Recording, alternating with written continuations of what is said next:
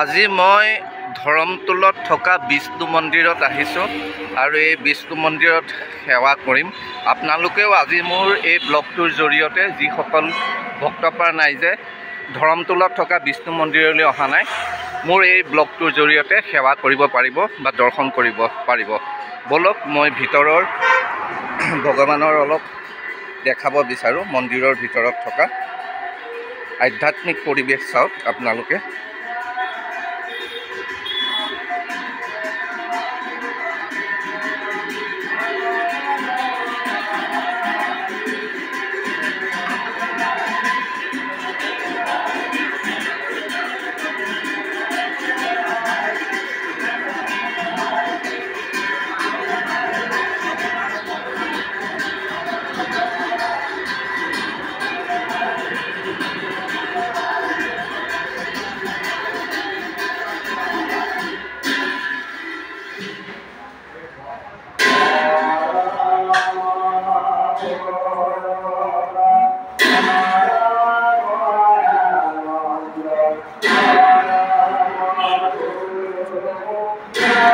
আধ্যাত্মিক পৰিৱেশ চাওক।